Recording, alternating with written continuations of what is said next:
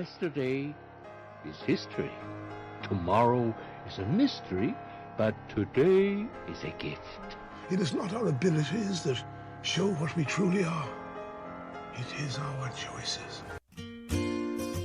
Hello and welcome to Jen Taylor Rerouting, where being rude is never acceptable, but sarcasm is welcome and swearing isn't always a bad option. Let's get started. Hello everyone and welcome to Jen Taylor Rerouting. Thanks for tuning in. If you need more information, just go to jentaylor.net, where I have everything at your disposal, from what it's like to live as a mom to 13 kids, to my podcast, public speaking, coaching, or purchasing my book. All in one place, jentaylor.net, easy peasy, lemon squeezy. Today I have with me Zayd Jawad. Zayd, how are you? I am doing absolutely fantastically today, Jen. Thanks. How about yourself? I'm awesome. I'm glad to have you on. Zayd and I met at a recent conference with Sean Stevenson. It was the 10K speakers. Really fun 4-day event it ended up being. But Zayd, you can be reached. I'm going to put this in the show notes, but I want to discuss this right now at vitalsignificance.com, which is your website. Yes. And tell me a little bit about what you do and what you offer through your website. So my website, in one line, is committed to building people's self-esteem.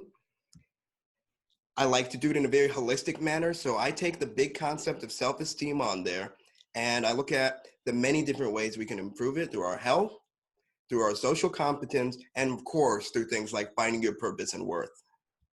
And you talked to me a lot at the conference about the science behind things. And I want to, at some point, I want to make sure we get into that. But most of us who are doing things to empower other people, I do the same thing. A lot of the people that we met and talked to at the conference do the same thing. It's because we've gone through that. So tell me a little bit, where were you born? Talk about your, tell me about yourself, because I haven't broached anything. So I want people to know who you are without having seen you before. Sure, absolutely. So I'll paint a little picture. It was a very cold winter day when I was born. I was born in 1996, so that's back before the really good cell phones and all that good stuff. I know I'm sounding old, but I like to do that. So I was born in Champaign, Illinois, in a relatively small town over here. And when I was born as a pretty regular child to parents that had come over from the Middle East to fight the good fight and live the American dream and make things work well. I was their first child, and things were going great as a baby. They were happy, we were happy, and things were going nicely because they had come, my parents had come over, and were able to see what it was like to be free of oppression and all that good stuff. So we felt very blessed at that time. And as I was growing up, we started noticing that my body and my health was developing a little bit differently from other children. As a little child, I had skin that was really pallid, really pale, and started getting a lot of infections. So pediatricians would look at that and they saw, it's kind of normal. He's unhealthy, but there's nothing going on. Fast forward a couple years. I'm about 5 years old, and the way my joints are structuring themselves and the way my organs are developing is really developing a prominent physical feature present. One pediatrician looked at that and she said, there's something different about this child. He's not growing like normal kids, and it's not just any kind of unhealthy sickness. And she eventually led me to be diagnosed with an extremely rare genetic disorder called Hunter's syndrome. And this really laid the foundation in my life for a lot of struggles and a lot of learning too. This, because of the way that it had me in hospitals a lot and also altered my physical appearance, laid that bedrock for the theme that I'm so passionate about now, for self-esteem, what it is, how it developed, and what we can do about it. Tell me a little bit about Hunter's syndrome. What are the features? How does it manifest itself? Yeah, absolutely. So what pediatricians and doctors first start noticing is that the patient, myself in this case, their bones are not developing like other children. So if you were to see my hand, you would see that they don't extend, my fingers don't extend all the way. And the reason for this is that every single cell in my body is not functioning well, because Hunter's, as a genetic disorder, tells my body to not produce a certain enzyme, which is responsible for breaking down waste. So let me paint a picture for you. If you can imagine a pipe, and a pipe is meant to have water move through it very smoothly.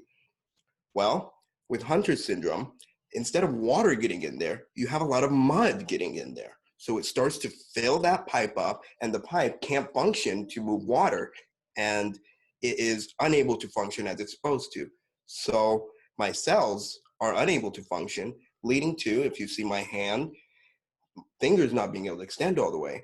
And all the other organs, Jennifer, are not producing their optimal results. So my liver gets enlarged. The doctor will notice that your spleen, your stomach is actually protruding because of how big your organs are starting to get.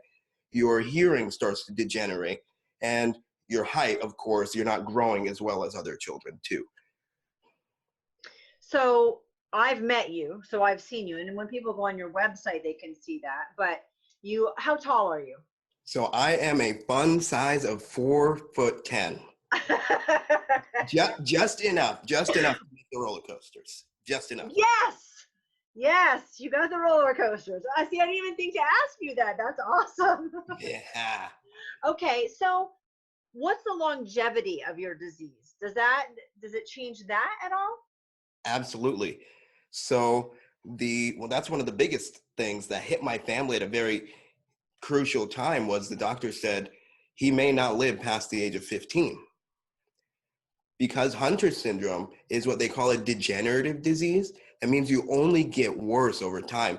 That waste that is not being broken down builds up in your body and can get into your neural cells, so into your brain, into your spine, and can completely destroy patients, leaving you either dead or completely mentally and physically incapacitated. So I want to talk about your childhood and the bullying in a minute, but first I kind of want to wrap up what we're discussing, because part of the self-esteem is external. It comes from what people are saying and how they're treating you, and part of it is that internal battle. So you have, like you said, a rare disorder. Most people probably have no idea, like myself, that it even exists. So I'm very holistic in how I look at things also, but you have to look at things even differently than someone like myself that doesn't have a genetic disorder. So I remember talking to you a little bit, and I want you to talk about what your health was like, because here you are as a normal kid and then a teenager with this low life expectancy, which has got to be like something hanging over you all the time. Oh, yeah. And tell me about your eating habits, and because I know what my teenagers want to eat, regardless of what I have in the house, and how healthy teenagers just in general are. Talk a little bit about that, because I know at some point a switch was flipped for you in that regard. So talk about that a little bit. Oh my goodness. You just opened up a can of worms. I know. I talk too much about this, and it's a good thing because I love it. So when I was growing up, I had no idea what health was. I was always the guy that would say no to the broccoli and bring on the chicken nuggets. Chicken McNugget was my middle name. If anybody out there is listening to this and they remember how they used to do those 50 McNugget challenges, I was doing those. That was my diet. And that was throughout my childhood, all kinds of processed food, because they were quick, they were easy. And even when my mom would try to spoon feed me some peas, I was running the other direction. Yeah, of course. So, of course, eating all these kind of foods was making my already suboptimal health even worse. Hunter's syndrome causes you to have low energy, struggle with breathing, get sick a lot. But I made it a lot worse because I was eating foods that increased that inflammation and destruction in your body. So what happened, Jen, you said there was a switch, and that's absolutely a beautiful way to describe it, was after my 15th surgery, when I was 15, I had a spinal fusion surgery. So I was unable to walk for a period of time. I found myself sitting there, unable to walk, not feeling good and not looking good, as in I was overweight, sickly, and just plain miserable. So at that point, I really didn't have much else to do, as it was a gift to just sit there and think. And I thought, I need to at least try to stack the conditions in my favor here. If I can't move, if I cannot get up and go play outside, then let me at least focus on what I'm doing every day. I'm already eating these jumbo meals. Let me change them. Let me make a difference in my life through that way. That's when the switch happened. So I know as a parent, I try really, really hard to get my kids to eat healthy. Not all parents, if the parents aren't eating healthy and feeling holistic, the kids aren't. And the majority of families aren't eating healthy. What was it, a battle with your parents also? For my parents. Were they trying to get you to eat healthy and you were just being a normal teenager, or was the switch for everyone? Yeah, it was accepted as normal to eat in that way, especially since my parents had come from the Middle East, so they weren't really exposed to, the more health conscious. I put it in quotes because more health conscious here in America. So it was considered normal. They did try to get me to eat some more veggies, but at the point that I was at, the drastic shift that I made, cutting out all processed food, sugar, and all that good stuff, that was actually a battle to get other people to accept that about me. Okay, that I was kind of curious about that because support plays a huge part in this, and I know you've had good support, but it's a big switch for everyone involved. So now I'm going to go back in time because you were 4'10", you probably reached your height like 18, like most people do, most boys do, correct? So let's talk about, there's normal issues that kids go up, starting I'd say in junior high school. If I could skip any 2 years of all kids' lives, it would be that 7th and 8th grade. It's just really, God, it's so hard. So you're going through normal stuff, bullying, self-esteem, body image. You're going through a lot of illnesses and surgeries, like you said, on top of that. And then normal, like dating. Girls are always excited about getting boobs. This is the normal stuff. For you, what was that like? Oh my goodness. For me, that was extremely challenging. Those 3 years in middle school were absolutely the most difficult, turmoiled, interesting years of life. Because during that time, I was getting exposed to things like girls and guys are meant to be together. Whoa, what is that?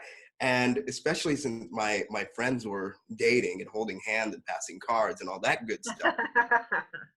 So as I started getting into that world, and I'm gonna blame the media a little bit here for expanding it even more. So you have all the sexuality and all kind of these deeper relationships. I was trying to understand where my place was in it, because although I was an outside observer of all of this, I was never really in it. And I was starting to question myself, why? Started coming to that question, why? What am I doing? Do I need to be part of it? And if I do, how do I be part of it?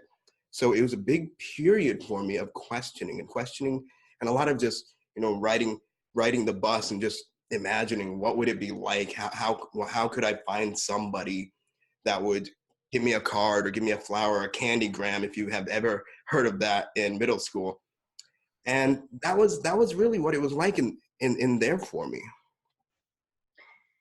So normal stuff, but definitely exaggerated due to the fact that you are having surgeries. You're recovering a lot, I would guess. You said you had 15 surgeries when you were 15? Mm-hmm. And big surgeries, I mean, spinal fusion's not something small. Right. For those who don't know, they cut out your spine and replace it with titanium rods. It's not small stuff, for sure. Right. So you're healing and kind of going through that. And at the same time, learning all the normal stuff that kids learn about boy meets girl, girl meets boy, boy likes girl, all of Mhm. that stuff. So this, your self-esteem was taking a hit that other kids, bigger than other kids. Yes, absolutely. And the reason for that, Jen, as I reflect on it now, is because I was feeling, because I had the condition, I wasn't even worthy of getting into that stuff. Like, I could read about it, but, and I understood on an intellectual level, yeah, I'm supposed to be able to have partners and things like that. But that stage of my life laid that foundation for that question: am I even worthy of being part of that sphere of life? Right. The whole finding a mate, having a girlfriend, the whole Hmm. thing, which I think all of us go through to some degree, but you're definitely battling issues that we don't even understand. I mean, I can't understand spinal fusion because it's not part of my world. And you're battling things that are so much bigger and more difficult. At the same time, I remember you talking about how people would look at you because you were smart, you were brilliant. You capitalized on your ability to be intellectual. Am I correct? Yeah, absolutely. Absolutely. I had the gift of being able to do very well in school, especially middle school. It was very easy for me to do well in my classes.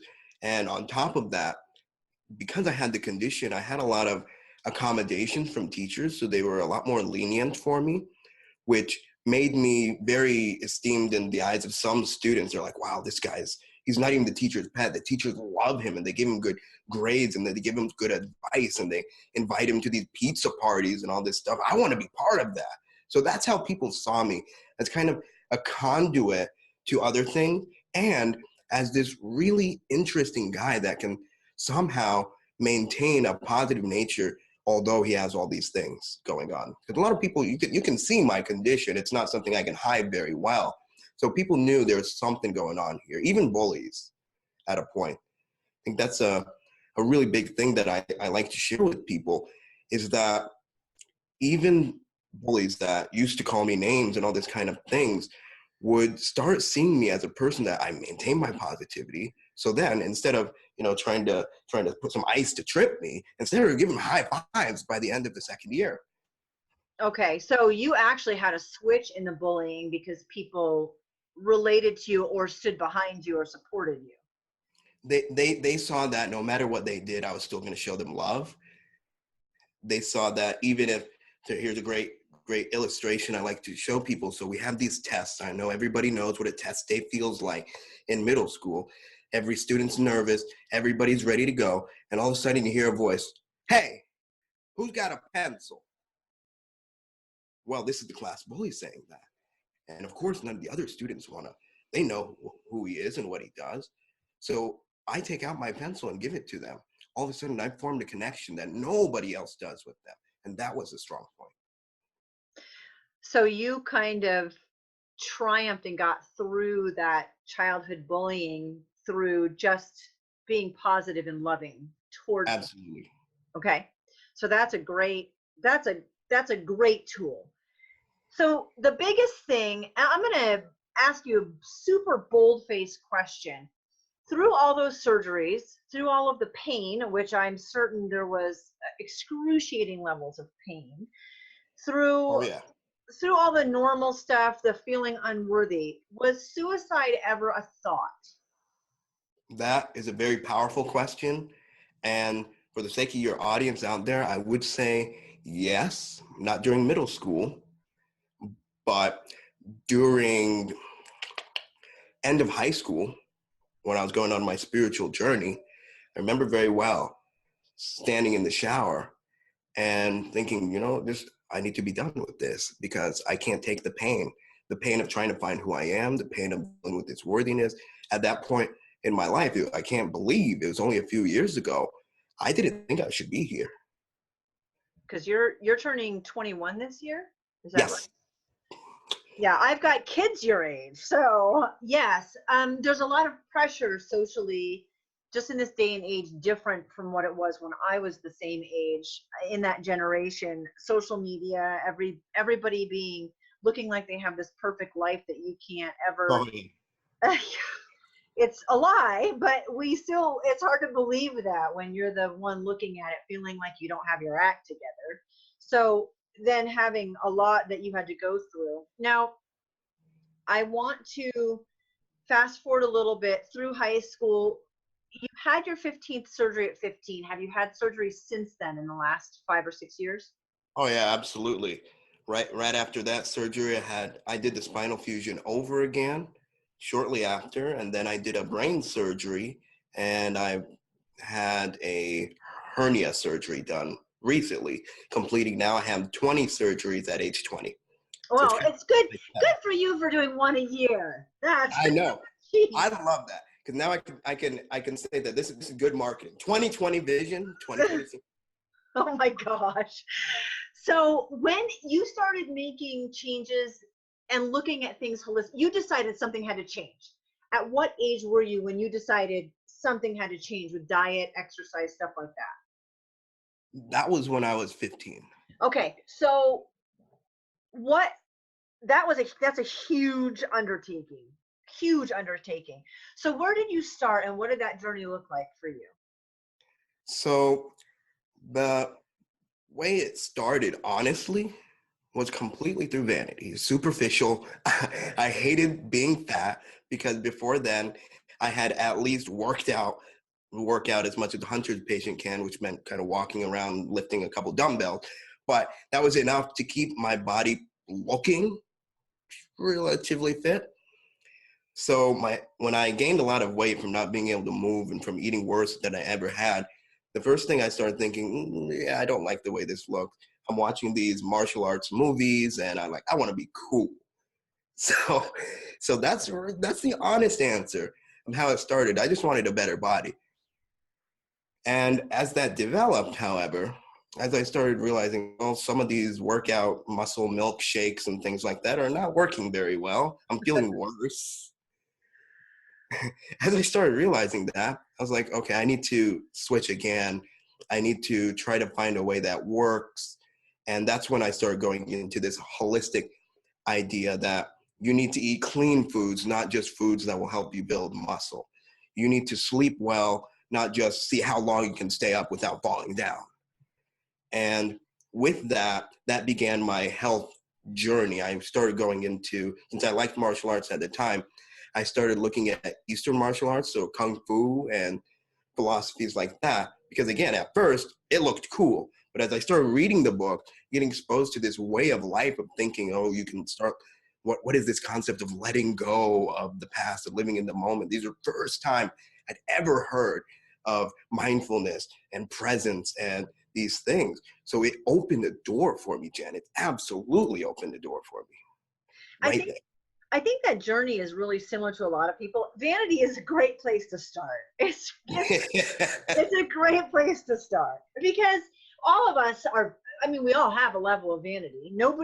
I don't think people sit around thinking, I want to look as bad as I possibly can today, And so, but you're right, eating just to gain muscle isn't healthy any more than eating McNuggets is healthy. It's really a bigger picture than that. So what a great journey though. So your religion, you looked into different religions, correct? That was part. Okay, there's a health part and then there's a physical health and then the emotional mental health. And the emotional mental health, you want a journey for religion. Did you look into a lot of different ones? Yes, I absolutely did. So, give a little background to anybody who's listening. I was born and raised Muslim, so in Islam, and my parents were never very strict. So, if those of you that know about Islam know you pray 5 times a day, fast during a certain month, and all this good stuff. And we did some of it, but it was never very strict. So growing up, I didn't have a very strong connection to the religious practice, but I had a very strong connection to the idea of the creator, of God, of Allah, as we say in Islam. But during that really difficult period going through middle school and getting into high school, of course, the questions started coming, what is this all about? Isn't a religion supposed to be helping you feel better? Isn't it supposed to be taking you somewhere more than you are? Especially as we all know, Islam is not always portrayed well. And so at that period, I'm reading these books on Buddhism and Zen and Chinese medicine. I'm like, man, these guys have it down. They have it nailed. Like, my religion, I don't understand what's in it. My religion has these practices that are used for oppression, and what's so oppressive about meditation? So I'm starting to get these thoughts. And not only do I look into Zen Buddhism, I start seeing Native American religions. Oh my goodness. I can walk around and connect to the Creator through every step that I take, especially outside in nature. My goodness, what a beautiful thing. Okay, I got that. And what about this Hinduism? What about this Buddhism? What about, and so I'm reading and I'm getting exposed to so many different ways of life. And I take those, and if I imagine I'm holding all those books in one hand and I'm holding my religion in one hand, what's going on here? Why is all this looking so good? And why is this so heavy and ununderstandable and arcane, which means secret? At that period, that is where I was. I was very uncertain about what my faith was, but I was very certain that I had faith. Does that make sense? Oh, yeah, I think that's super common. Absolutely common. I think that's why people sometimes feel like they don't fit. And I think it's so much bigger than just not fitting. I mean, part of it is finding the religion that fits the best, even if that's just a general spirituality. But yeah, it makes sense. So you really started to study Islam also. Yes. Oh, yeah. So I had to give it a shot, as you might say, because there's a lot of people following it and there must be something to it. And as I started listening to, especially the recitation of the Holy Book, which is recited in an almost musical manner, I started feeling something in my heart, and I wasn't sure at the time what it was, but I knew I couldn't live without it. I knew there was something deep in this. And so as I started studying Islam, I started noticing that most, if not all, of the best of the other religion were somewhere in there. Maybe there was a prophetic saying that talked about reliance on God, which I would find in other religions. Maybe there was a part in the Holy Quran, which is the religious book, that talked about how we are part of nature too. So that's connecting the Native American spirituality. And as I started looking into it, I started realizing that this religion of Islam for me was a beautiful combination of the best of some of the other religions and gave me a system so I would be able to do it over and over again in a very concise, practical, and consistent manner. Perfect. And I think, I mean, I teach my kids that almost every religion is sharing all of the same things in their own way. And it's a matter of finding the place really that you fit the best, that speaks to you the loudest, where you feel the most comfortable. Because really, all of them are telling you the same thing. And, Yep. They all have that. So your mental, emotional, spiritual journey took you right back to where you started, which was in the religion that you were raised in, Yes. sort of. And then you learned how to make that your own.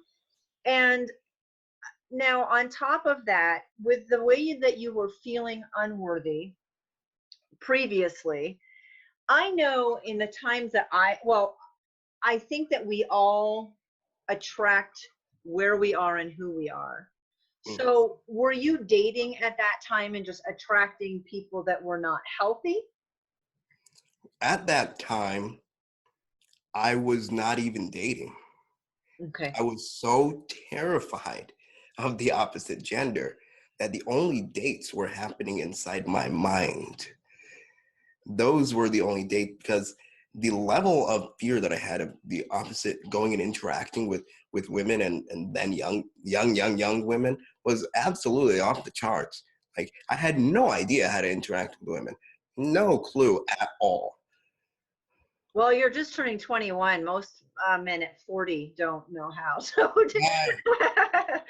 we're not always easy to approach. So that's okay. No, but at least right now, I have done some reading. I know this may sound strange, but I love to do reading on how the mind of the opposite gender works and how my male brain works, and I understand at least a little bit of how to say the right things and do the right things.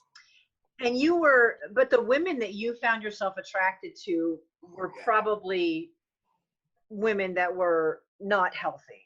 Oh my goodness.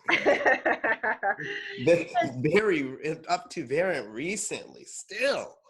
Just this year, actually, I was finding myself attracted to women on a point that many other men may recognize this, finding women that I had to save. Oh, yeah, those are the best. You always want to like Yes, because at first I was thinking, if she's not healthy, maybe I can teach her to be healthy. Oh, what a giver. I know. I'm very, very, very generous and chivalrous in that way. It makes me feel manly. Right, but in the end, you can't save anyone who doesn't want saving, and it's a personal journey for each of us, right? Right. And so the women that I was attracted to, not only physically unhealthy, I actually have met very few physically healthy women that eat in the same way that I do. And I'm talking emotional instability. I'm Right. talking relationship instability. I'm talking about family problems. Oh my goodness. It was such a thing that reflected the worst of what I never wanted to be. Right. So you talked a little bit about, like you said, educating yourself on relationship, what positive ones look like. What about your parents? That is a great question. Because as we well know, the relationships our parents share, the only relationship we see for a long time. And I'm going to be very real here with you, very honest. I wasn't seeing in the relationship with my parents what I envisioned as a relationship for myself. Now, it wasn't in the sense of like domestic violence or those kind of cases that many women go through, but it wasn't the hardcore, you understand me, I understand you kind of relationship that I wanted to see. So I didn't, unfortunately, have that in my life. I saw a relationship of struggle. I saw a relationship of getting through things, which, as I look at it, is a beautiful thing. But with my parents, I did not see the relationship I wanted to see. Which is difficult because you're right, we're modeling, right? So you were educating yourself about what relationship, because positive relationship can mean a million different things. Like you said, you eat a certain way, your religion is a certain religion, your you're going to continue to face issues with Hunter syndrome. There's all these things that, so your positive relationship doesn't look like my positive relationship, but they can be equally as satisfying and nurturing. So you've educated yourself on what you want ahead of time, what you're looking for. And you told me that gave you a sense of control. How did that give you a sense of control in looking at what you wanted? I am so glad that you asked that, because I think that that is really one of the most important things for anybody seeking a relationship or already in a relationship, is to have a vision of what they want in one. And I'll tell you why. Again, we know growing up, I felt very, very, very unworthy. In fact, even up to this year, I had never had the same commitment to a positive relationship. And when I started growing through this period, I had this image in my mind that I was either not supposed to have a woman, or the woman that I wanted just a fantasy. And whatever I get will be what the cards are dealt to me. We talk about this thing of control.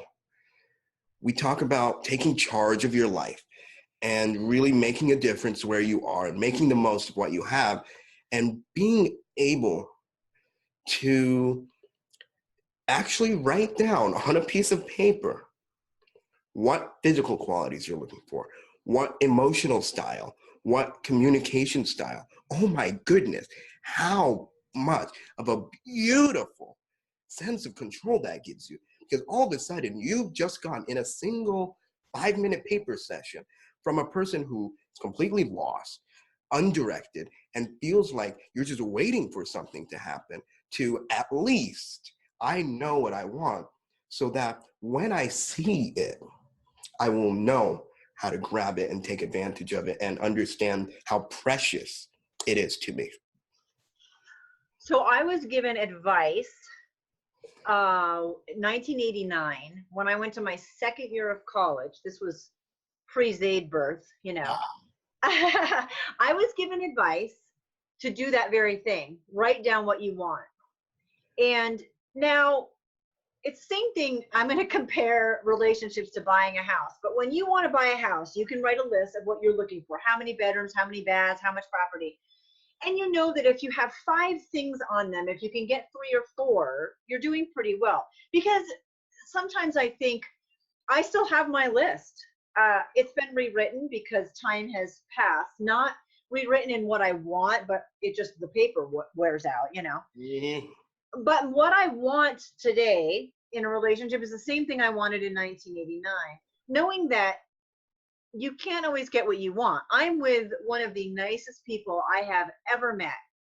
But see, I want somebody 6'2" because I'm 5'9", right? Uh-huh. And Dane's 5'10" and a half, you know, on a good day.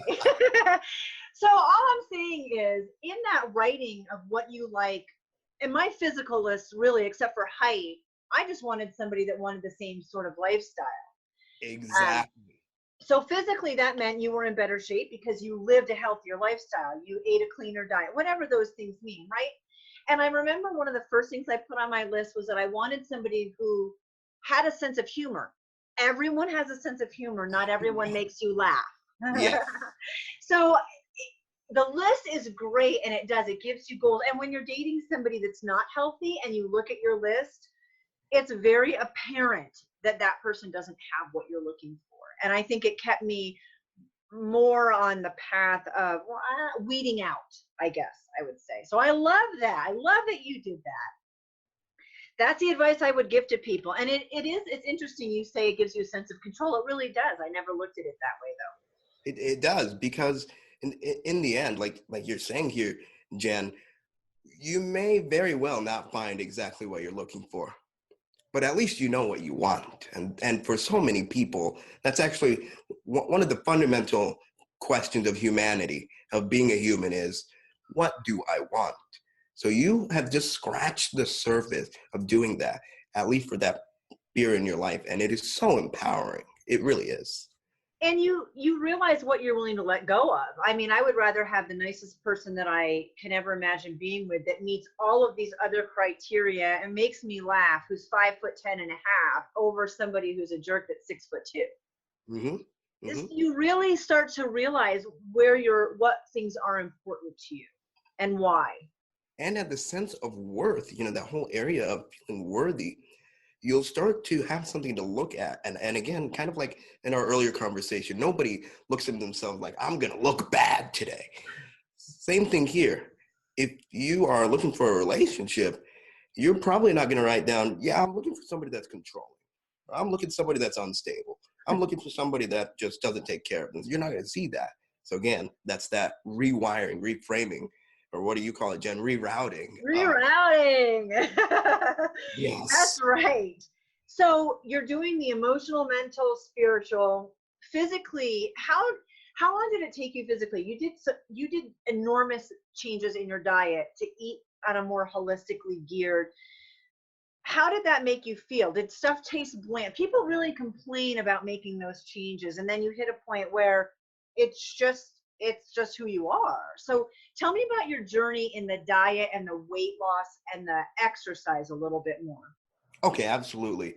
So I'm going to say I was very blessed because I was at such a period of pain that anything would have been better. So if I eat even today, if I eat something that's I'm sensitive to, the pain is enough to floor me. But beyond that, the feelings of you're starting to get more energy and you're starting to look better. Look better was a big, big, big part of it. Starts to give you again that sense of control that maybe I can do more in my life. So another factor of Hunter's syndrome is being stiff all the time. So if anybody could imagine me, I kind of would be like the Tin Man, where my shoulders would be all the way up because my joints are just so stiff. And that was just a way of life for me. It's going to sound really weird, but I had never felt what my armpit feels like because of how far up my arm was. So my shoulder was so stiff that my arms didn't connect to the side of my body. So when I started exercising in the right way, which I can get into, and started eating in the right way, that stiffness starts disappearing. The waist, in effect, is starting to get broken down. And you feel like a new person. I mean, I still wake up these days like, oh my goodness, I can't believe I am feeling my arms, this fluidity, because it gets better. It's not like, for example, a holistic lifestyle doesn't mean I'm just going to lose weight so I can crash diet and look good for some wedding, but it means you're committed every single day to feeling better, to being better, to thinking better, to growing better, to moving better. And that's what it is like for me, and that's what it was like for me. Always, how can I get better? Because especially with a degenerative disease, if you're not getting better, you're either in the same place or you're getting worse. And for you, what's longevity looking like now? Because they told your parents you probably wouldn't live past 15. At 15, your health wasn't good. It wasn't, yeah. You're making changes, and you're right. I mean, all of us, when you start, and it takes time. And yes, food's going to taste bland for a while. And no, it's going to be hard to give up the stuff that you like. But you do hit a point where that becomes easier, and then you hit a point where you don't even think about it anymore because you feel so great. That's addictive. And for you, that was so much bigger than for most of us, and all of us can feel it. So what are doctors telling you now? They don't. They're pretty surprised actually. And because I was selected to have this enzyme therapy when I was about 10 years old, they believed that it was the enzyme that they were giving me. This, I get a weekly infusion every single week where the nurse comes in, puts in a needle, and I have to get an infusion for 3 hours every week. And what this does is it slows or halts the progression of the disease. Wow. However, because it's not very understood, they don't know the side effects, and it doesn't help you in much else. So you can still get worse physically. Because we know there's a big difference between being unhealthy and then near death. So it saved me from being near death, but it didn't mean that I wasn't going to be able to be unhealthy for the remainder of the period of time. Longevity for me right now, is looking great. I don't know. I don't know because the effects of this enzyme have not been studied. But with that, I believe that I am feeling better. I am shooting for 120. Because scientifically, your organs have a lifespan of about 120 years. So I believe as long as I maintain this and take that attitude of going and improving and getting better, I don't see a limit, and God knows best. Which is fantastic because you're treating yourself. You're right. I mean, any medication, even if it's holistic and if it's doing great things, you still are responsible for the rest of your health. That only goes so far. And so you've taken control of that. So you started seeing weight loss, you started seeing your body could move better. So you were able to exercise more. I was able to go from not being able to walk a block without running out of breath to being able to run at a period of time. Yeah, absolutely. I mean, God, how phenomenal is that? So you've taken everything, the cards you've been dealt, you've made it as good as you can. You've changed your mindset. And then you made other changes. You had depression and despair, and that you took that energy, and people were telling you to write a blog. What were they telling you to write a blog about, and why did it take you 7 years? It takes all of us a while, but why did it take so long, and what was the final step that made you start the blog? Okay, so you opened another can of worms, Jen. Good deal. So what happened as I was getting healthier, I was so passionate, so excited about this diet and lifestyle program that I was on. So I started spewing it all over the place to everybody. And of course, that made some people upset, as it does. But also, it started making some people be like, yeah, this looks really good. This is great. So I remember there was a teacher in high school that was telling me to start a blog. And he was telling me, this is really good stuff, how you're losing weight and you're getting better. You should write about it. And I said, yeah, sure, that sounds interesting. But I barely knew what a blog was at the time. So I started trying to show him the dietary aspects. So this is what I do. And he's like, yeah, I'll do it. I'll buy the book right now. And he did. But then, as all of us well know, enthusiasm and motivation can only take you so far. So at that time, I started a really tiny blog that's not heard of anymore. It's called Soaring Harmony. It was at like Blogspot or something like that. And I started that and didn't even know what to write. But I told the man I started it, and he was, yeah, congratulations. My heart was for him to change his diet because he was overweight. So I was just really feeling, yeah, I can prove something if I can help this guy. And so I just kept giving him information. And anybody in the coaching world knows that that's not the way to do it. You don't just force feed people information. So over time, he did not do the program, and I was crushed. Because again, at this period of time, my self-esteem was really oscillating. I was very much basing my worth on what other people thought of me and what other people had of my successes.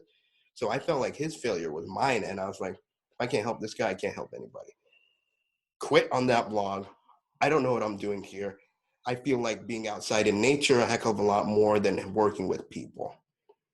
So I shut it down because at that period, I was still trying to go through those questions of who am I, what am I here for, and what do I feel good? Like I was going by feeling.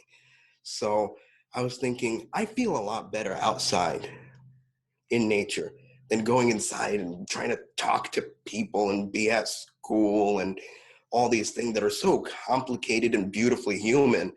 I didn't feel like that. And so I shelved that bad boy. I shelved that and I had no idea what it was like. So we'll fast forward. A couple of years back, I see myself standing on top of a little hill.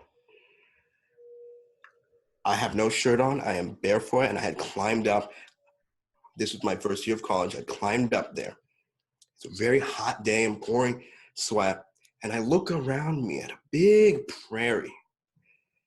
I'm looking there. I look at the rest of the creation. It's beautiful. And I'm feeling a combination of things. I'm feeling angsty. I'm feeling angry. I'm feeling overwhelmed. I'm feeling in awe. And at that period of time, I started looking and asking if all the rest of this creation has such a purpose, has such potential, such beauty and majesty, just awe, and they're so successful in what they do, don't I have the potential to do the same? It's a very spiritual process. And through that, I thought, no matter what, after this day, I cannot continue to live my life for myself it's awesome. Jen, I'm going to be honest with you. It's awesome to live outside with nature. I was at a point of my time where I could identify everything I needed to eat. I could learn how to build a fire. I could learn how to make a shelter. I was feeling very primal, very robust. And I was perfectly content with living outside on my own, not in being interactive with people. But I did not believe that was my purpose after that day. When I was in college, it was that period of time where I would go to class and straight outside as soon as I can. And even during class, grades going bam, down, C's, D's, F's, all that good stuff. After that day, I realized that there is no way that I was going to fulfill my purpose by being ineffective in life and not being able to interact with people. No matter what, I have to not only shape myself into the best I can be, but I have to learn how to take that, because that's a challenge. Take that and package it in a way that is understandable, in a way that is actionable, and in a way that makes sense to as many people as I can. So that's when I started another blog that went pretty good and started getting me a little bit of attention. I started going to workshops and all kinds of fun stuff that started getting me on this more solid path than I was on before. And then when did you decided somewhere in there, I mean, you're doing a lot of work on yourself, and then you start to realize the difference. And immediately, of course, we want to shout it out to the world, but the world doesn't want to listen. So you're right, you have to back off and kind of just be an example, let people come to you. And then you've continued your journey of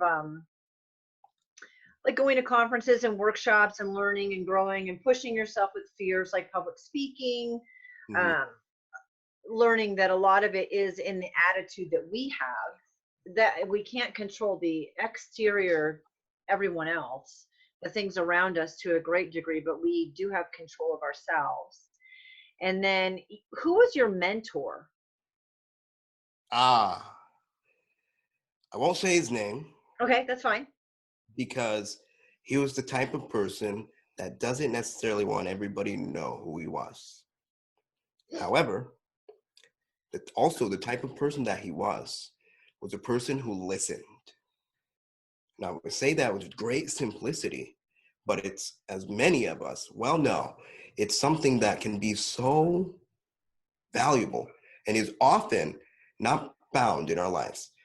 So at that period of time in college, when I'm deciding, I've got to practice my public speaking skills, I've got to become interpersonally fit. At that period of time, I had just finished a personal quest of something called rejection therapy, which there's a great book out there by Jia Jiang, where he talks about this principle of rejection therapy. How do you put yourself in scenarios where people will say no to you? So I asked myself, what am I most terrified of? Speaking with opposite gender was one. Forming a group and being a leader was two. The gender was out of there. The opposite gender thing, that was too much for me at the time. So I thought, okay, I'm going to go up to people and ask them to be part of a group for myself. So I go and ask people in my college. I go up to random students. I'm terrified. I'm shaking. I'm nervous. I'm sweating. My heart's racing. I go over and I ask people, you want to join this? And people say, oh, sure. They give me their contact. And it turns out to not be as bad as I thought it was. So of course, right there, my confidence goes up. So I thought, okay, I want to start getting these things called speaking engagements. I want to go speak for my college. And at the time, I had probably done one speech. I spoke at my high school for a Disability Awareness Month, but I had no idea that I wanted to be a public speaker or anything. But it was something I was terrified of. So I go into my college office, a student life, and there's a man there. And I go up to him and I tell him, I want to speak at this college. Who can I talk to do that? He looks at me very quizzically, kind of one of those powerful moments where like something's happening here. He pauses, he gives me his business card, and he says, email me. So I emailed him, and he was seen again at a kind of banquet that I was present at, and he came up to me and he said, hey, where's that email? And I told him I sent it, and he was just joking with me, and he said, have you ever had the color of your hearing aids, I wear hearing aids, change. I was like, what in the world? This guy is really weird. And he said, yeah. I told him, yes, I have. And at that time, he said, well, I have a son that's deaf. So that was very powerful because all of a sudden it created a connection between him and I that he didn't have with all the other students at that banquet that we were at. The next day, he calls me into his office and he sits me down and he says, Zayd, I want you to tell me your story. And this was one of the first people that had ever done that. If anybody has not had somebody tell them to tell your story, you need to find somebody because that can change your life. I'm blessed with this podcast now, but at that time, he asked me that. And not only did he say, oh yeah, that's cool. He said, tell me more, tell me more, tell me more. He really started getting into who I was as a person with your religion and all that good stuff. And as he started getting into who I was, I had the courage somehow. I asked him, would you be my mentor? And he looked at me and he shook my hand. He said, absolutely. And that started a relationship with him where he would, again, keep calling me into his office and setting me up for working with him in periods where he would do that one thing more than anybody else, which was to listen. He listened to me. And because he was the kind of guy, he was great at public speaking. Everybody loved him, very powerfully interpersonally effective. I started looking at him as a role model. He was one of the first men in my life that I had been able to really say, I want to be like him. And that right there changed everything for me because he invited me to work in the same office that he was the director of. No interview, no nothing. Boom. He started finding opportunities for me to meet people and be part of groups. And he guided me in a way that I had never received guidance, listened to me as in a way that I had never been listened to, and encouraged me. He told me, you're going to be something great. And although other people had said that in the past, he was the only one who exemplified greatness and then was saying it to me. So I started to believe that it might be true. So in this whole process, you started your website, which is vitalsignificance.com, and you put your story on there. You have Facebook and Twitter, all normal social media stuff. Yeah. But you launched this website, and what is the purpose now of the website and what you're doing? Absolutely. So when I first started Vital Significance, I had no idea what I was doing with it. The whole business aspect of it and all that good stuff, I had no idea what I was trying to do. I was just trying to get my story out there. It started out actually as another website name. It was really confusing. But then as I started going back to that principle of you need to learn to package all you've learned in your life into something good, that's where the name Vital Significance came from, through the purpose of helping others find their purpose and build their self-esteem. So I'm going to repeat. The words vital significance comes from an old English phrase that meant something was super, super important. People would say, this is a vital significance. So when people would say that, it denoted that that thing, that element was very important. So the purpose of vital significance is to show other people that they are vitally significant. You are of vital significance. You are worthy of being a human being, of being a great role model, of being successful. That is the whole purpose of vital significance, to take science so I can attack your logical brain. Speak to your logical brain. To take deep spiritual wisdom so I can speak with your heart, and to share my experience so I can tell you that we're on the same page. So you're feeling pretty good with where you're at right now. I am feeling excellently with where I am right now. Not every day. I never want people to expect that I'm always positive, but I can do it for an hour and a half or so. Well, the biggest thing I think all of us learn as entrepreneurs and in public speaking, and someone made a difference to you and you want to pay it forward, is that it's not a one and done. getting through self-esteem or past issues, you don't arrive at a destination where it's all good and you're there. It is an ongoing battle. It's just that if I'll give you an example. A college professor said, I just have to be a chapter ahead. We just have to be a chapter ahead in our lives to be able to turn back and bring someone on that journey with us. So I always think of things as getting a chapter ahead. Just get another chapter ahead. That's all. I agree completely, and I love that point that you say it's not all one and done, because as you and I are talking here, Jen, we're making this whole issue of low self-esteem, struggling with relationships. How am I going to please a woman? How am I going to please my parents? How am I going to think? We're speaking about it, but it seems easy. It sounds like, oh yeah, overcome suicidal thoughts. Yes, beautiful. However, I really want anybody that's listening to this to understand that if you are on the floor and you are feeling like things are crushing you, that is okay. That does not mean you're wrong or there's something wrong with you. In fact, that means there's something coming. And I think that that's what we really want to emphasize to people. So people can find you through, what's the easiest way? Is the website the easiest way? Is Facebook the easiest way? Yeah, absolutely. The website, vitalsignificance.com. Go there. I respond pretty quickly on Facebook too. Those are the best ways to reach me. Thank you so much for sharing your story and being open and honest. I really appreciate you and enjoy our time together. Jen, it's been an absolute pleasure. I love you and I love all the people that are listening to this, and I love to see everybody succeed. Thank you. Thank you so much for listening in to Jen Taylor Rerouting. Like, share, and of course, comment. I welcome input with attitude. Get a copy of my book on Amazon, Hello, My Name is Warrior Princess, or check out my website, jentaylor.net. And if you still want more, sign up for one of my coaching packages.